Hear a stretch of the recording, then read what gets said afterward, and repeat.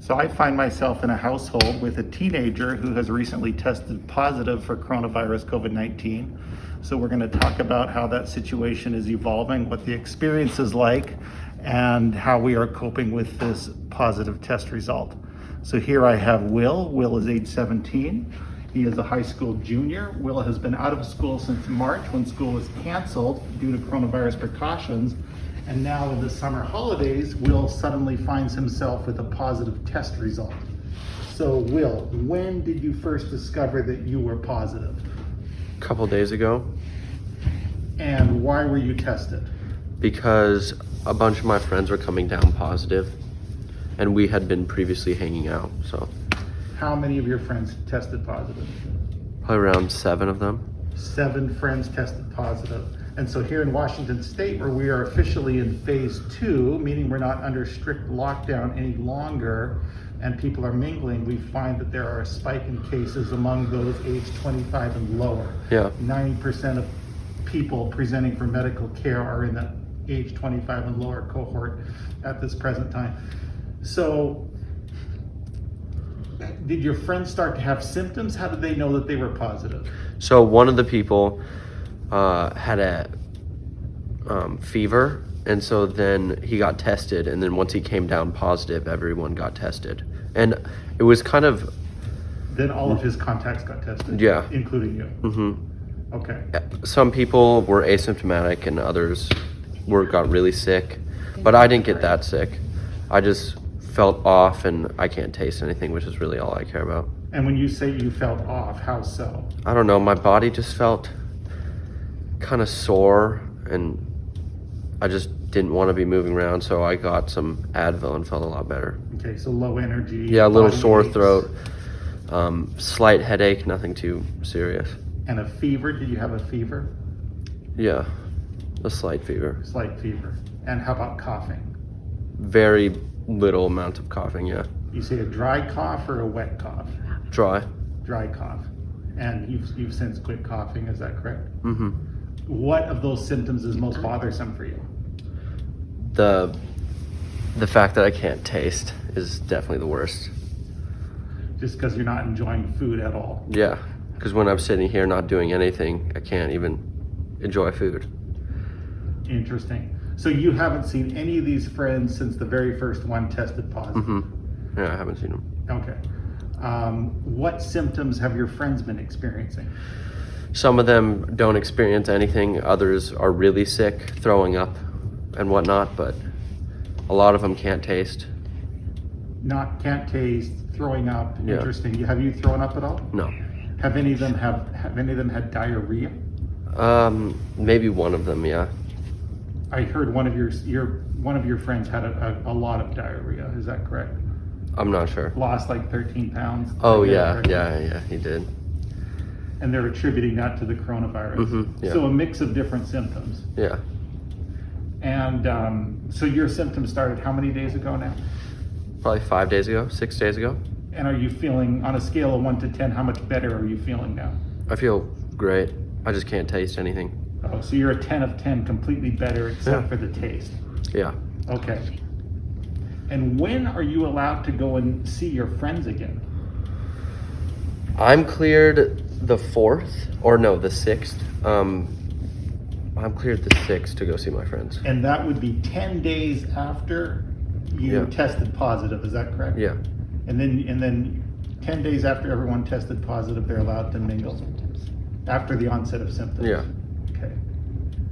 Okay. Have you guys thought about getting together because you're all positive? Yeah. For the 4th, yeah.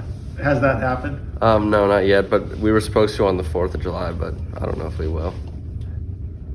Is our parents blocking that, or why are we not getting together? Well, we just haven't thought about it. I mean, we've thought about it, but maybe the parents will block it, but we're all positive, so it's fine. Okay, but still not doing it. Yeah, probably. You're gonna wait the 10 days Yeah. from symptom onset. Yeah. Okay, that's probably wise. And how overall has this impacted your life? What's the most important impact on your life? The positive status. Probably fact that I have to be here and hang out and play video games and read when I could be biking or hanging out with my friends. But it's not too awful because none of my friends are hanging out because everyone's quarantining because everyone has it. So it's not like I'm missing out on anything, but I'm just sitting back and looking around for a while. Right. Yeah. Okay. So you're here, stuck in your house. You've tested positive. 4 days after you were tested positive, other family members were tested, and so far everyone is negative. Mm-hmm. What are you doing to prevent spread to your negative family members? I'm not kissing and I'm not up in their face, in their saliva. And when I'm walking, if I walk and pass them in the house or something, like on a staircase, I'll turn so I don't infect them. But yeah. Are you wearing a mask at all times? No, I'm not wearing it, but yeah. How about food, using the kitchen, that kind of thing? I haven't been super cautious about food and using the kitchen, although I haven't been running to the kitchen because it's not a very pleasant eating experience. So. Are you wiping surfaces? No. Is anyone wiping surfaces with Clorox in your house? No. I did before my mom got home, but that's it. So the Clorox use is a little spotty. Yeah. The disinfectant use is a little bit spotty. Anything else you're doing to prevent spread? No, not really. For your age group, how worried are you guys about coronavirus? You've heard so much, now you actually have it. Is this a terrible, devastating thing for you, or what are your words of wisdom to other people in your age group? I'm not too worried about it. I think I was, because it's kind of new and everyone talks about it almost all the time. But my worry would be if I was with my grandma, like recently, which I wasn't in her house, but I was close to her the day before I tested positive. Mm-hmm. But it was outside, I wasn't too close with her, but that's the only worry I would have. And I feel great, so to all the other teenagers out there, 17, 18-year-old out there, you and your friends would probably say to them, this is terrible, this is no sweat, this is a pain.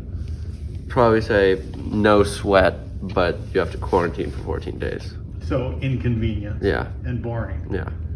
Okay. In terms of your grandmother, do you know the formal definition of what an exposure would be for her? What would it be? Do I know it? Mm-hmm. No. As defined by the state of Washington. I wouldn't know that. Okay. A formal exposure is you within 6 feet of the other person for a duration of 15 minutes. Oh. So that would be if you were, any exposure obviously is a risk, so it should be avoided. But if you were in contact with your grandmother within 6 feet for 15 minutes without personal protective equipment, then she would formally have an exposure to coronavirus. Okay. Okay. Well, then formally, you're doing the right thing by completely avoiding her, so that's absolutely the right thing to do. Yeah. But that's the formal definition that we all have. Okay. So smart for you, and I think for the other teenagers, to really focus on not being in contact with senior family members, particularly grandparents, who are the most vulnerable, and who, if they got the infection, would have probably a much more negative experience than you. For you, it was kind of annoying.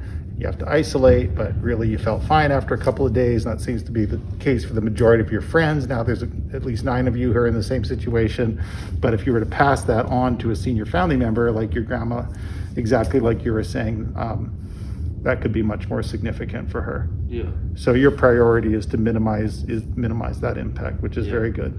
But it's hard here in the household, is it not? It's hard. Yeah. Because you have to use the kitchen, you have to use the bathroom, you need to shower, you need to use clothes. It's impossible to wear a mask at all times. So certainly everyone in the household is higher risk for having an infection. I think that's the problem that everybody is dealing with, households across the country, is what do you do with that one positive family member, and how much can it upset the upset the family life and the routines of the other members. Yeah. That's really good. So glad you're feeling better. Thank you. Hope you'll be out of quarantine. You just got to wait down those 10 days. Yeah. And then legally, the definition in Washington for everyone else in your household who has been exposed to you, despite the negative test result, is they are supposed to quarantine for 14 days beyond your 10 days of positivity, of quarantine. Really? Of quarantine, yeah. That's terrible. I didn't know that. So the impact of you having coronavirus on everyone else in the household is substantial. Even if they test negative, they are supposed to quarantine for that 14 days beyond your quarantine period. Okay. Yeah. So this will be your chance to go out and have fun and party with no one being able to run after you and get in your way because they're stuck inside. That's good stuff. That's what I like to hear, Doctor. Good. Anything else you'd like to say to coronavirus victims across the country? No, that's about it. Hang in there. Roast some s'mores, but you can't taste them. That sucks.